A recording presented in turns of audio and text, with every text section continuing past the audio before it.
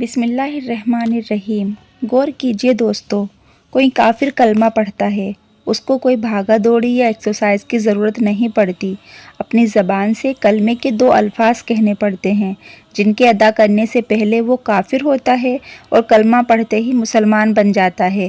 پہلے اللہ کا دشمن تھا، اب اللہ کے دوستوں میں شامل ہو جاتا ہے۔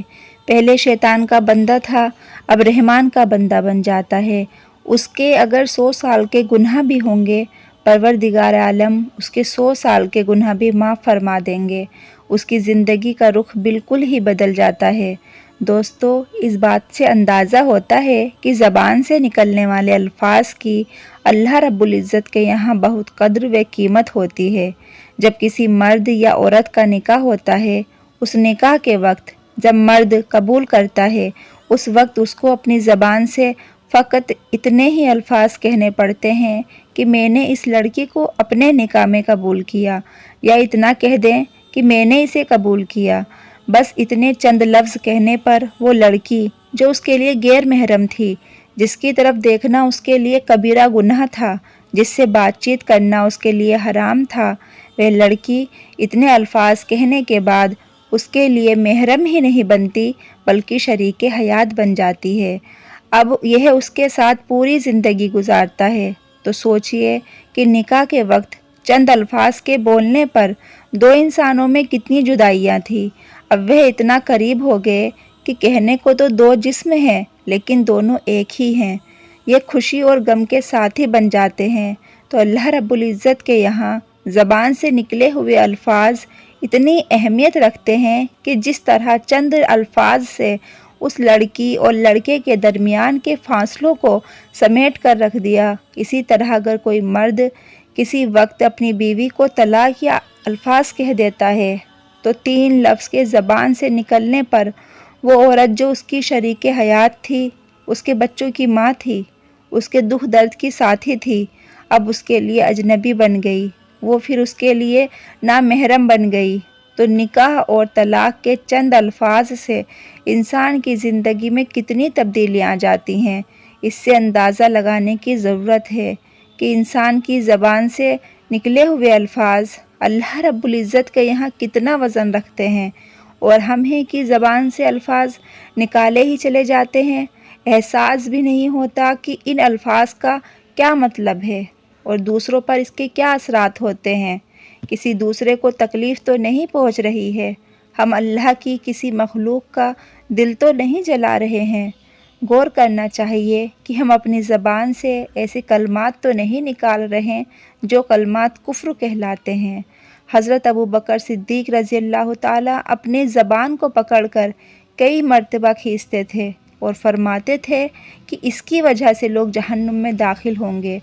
خوش نصیب ہے وہ انسان جن کی خاموشی فکر کے ساتھ ہو، گفتگو ذکر کے ساتھ ہو، یعنی انسان خاموش رہے تو اللہ کی یاد میں لگا ہوا ہو اور لوگوں سے بات کرے تو نیکی کی بات کرے۔ خواجہ باقی رحمۃ اللہ علیہ سے کسی نے پوچھا، آپ اکثر خاموش رہتے ہیں، آپ کچھ نصیحت کیا کریں، لوگوں کو کچھ فائدہ ہو۔ حضرت نے بہت پیاری بات فرمائی کہ جس نے ہماری خاموشی سے کچھ نہ سیکھا، وہ ہماری باتوں سے بھی کچھ نہیں سیکھ پائے گا۔ زبان دیکھنے میں جتنی چھوٹی ہوتی ہے، اس سے ہونے والے جرم اس سے بھی بڑے ہوتے ہیں۔ انسان زبان سے غیبت کرتا ہے، اور غیبت اتنا بڑا جرم ہے کہ حدیث میں فرمایا گیا ہے کہ غیبت زنا سے بھی زیادہ بدتر ہے۔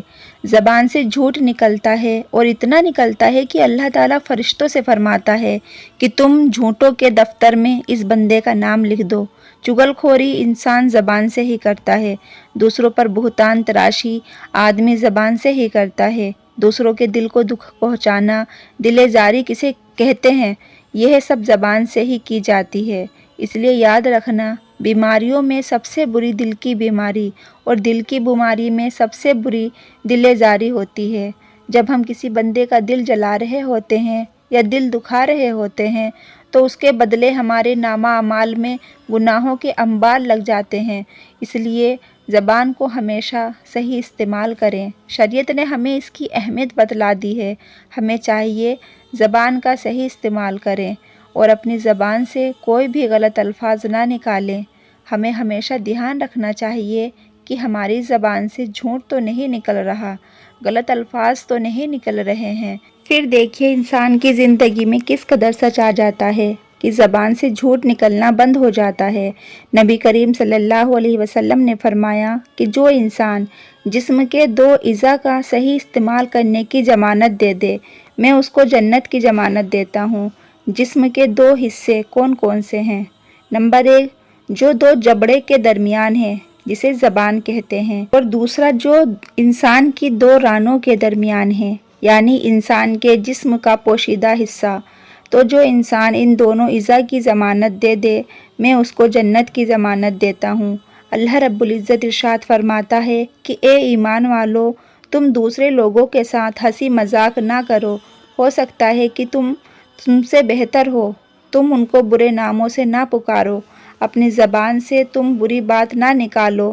دوستو، ایمان لانے کے بعد بری بات کا نکلنا اللہ رب العزت کے نزدیک بہت برا ہے، تو گویا ہمیں اچھے اخلاق اپنانے کی تعلیم دی جا رہی ہے اور اس بات کو سمجھایا جا رہا ہے کہ زبان کو سوچ سمجھ کر استعمال کیا کریں۔